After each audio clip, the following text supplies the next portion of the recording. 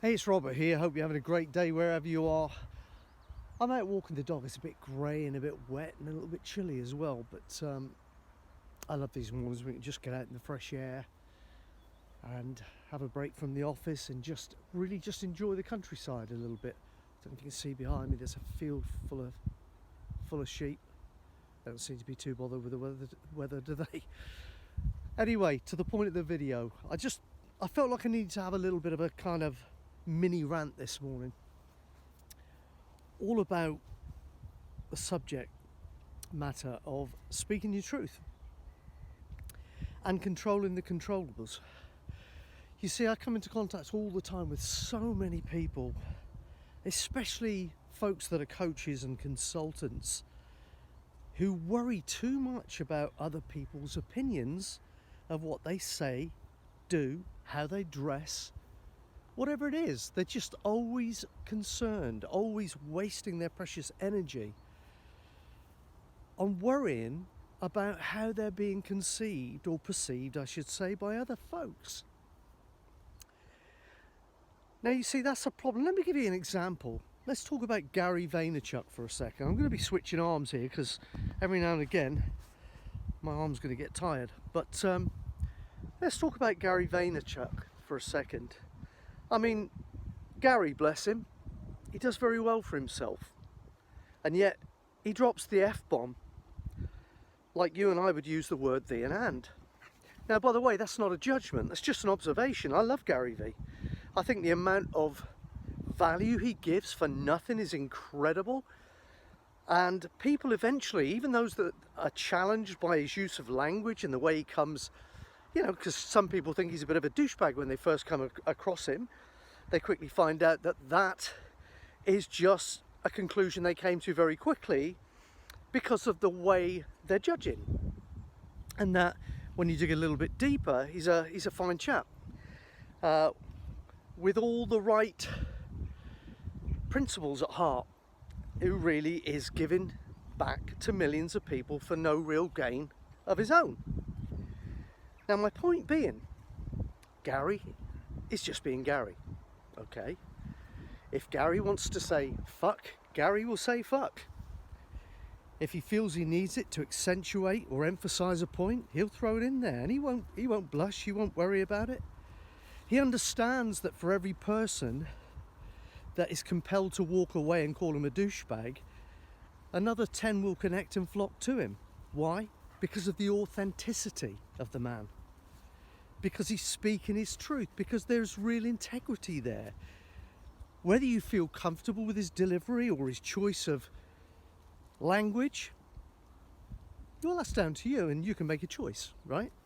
Walk away, or see if you can sit with it and become more comfortable. But whatever, Gary doesn't care. Gary's just being Gary, right? He's doing what he does best. He's not sat down every day thinking, now I've got to restrict myself to it. You know, I've got a 3-hour talk today. I'm going to restrict myself to dropping the F-bomb only 3 times maximum because I don't want to offend too many people. No, he's just going to go out there and he's going to give as much value as he can, and he's going to give it with true passion, grit, enthusiasm, and in the inimitable, nearly didn't get it out, the inimitable style that he's made his own. And all power to him. I myself don't tend to drop the F-bomb that often, but it happens once in a blue moon. I've done it on this video. I did it without blushing. Hope you're proud of me. But I don't. But that's because that's my style, and I'm being true to me. I'm being authentic, and I'm speaking my truth in my style. But hey, my style's going to disagree with some people. You can't make all the people happy all of the time. You can't control other people's opinions of you. It's tiring.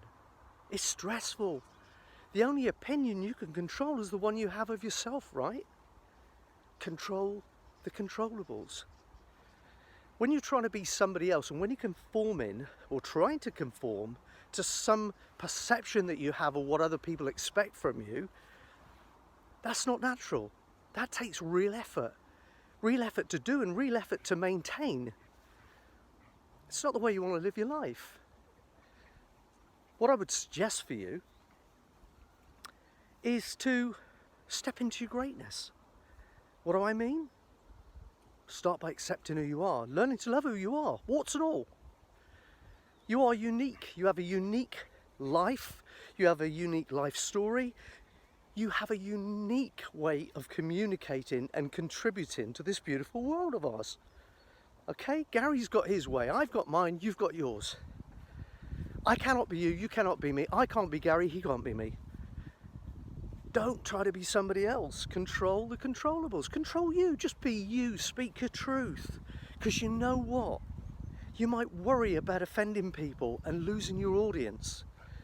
But you know what? You'll make a real, genuine, authentic connection with those who really love you for you. Because of who you are and the way you do what you do. So that's kind of my mini rant for today. I've been sitting on it for a little while, and it's kind of been needling me a little bit, because I see so many great people out there who don't celebrate their own greatness. They don't embrace themselves and love themselves enough and appreciate themselves enough. And then they wonder why they find it difficult to find appreciation elsewhere. It starts at home.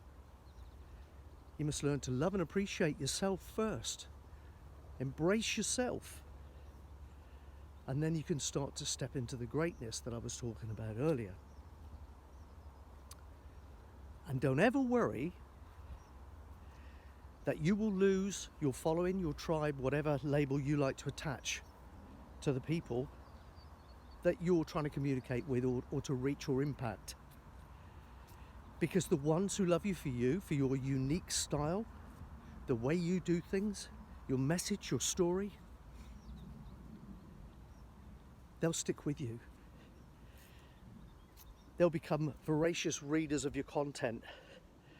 They'll be watching your videos all the time. They will be buying your products, and they will be extolling the virtues of you and what you do to everybody they come across. I don't know about you, but I would rather have a smaller audience of people who feel that way than a large audience of people who aren't sure whether or not they really like you too much. So anyway, that's my message for today. It's been a very proactive dog walk this morning, so that's good.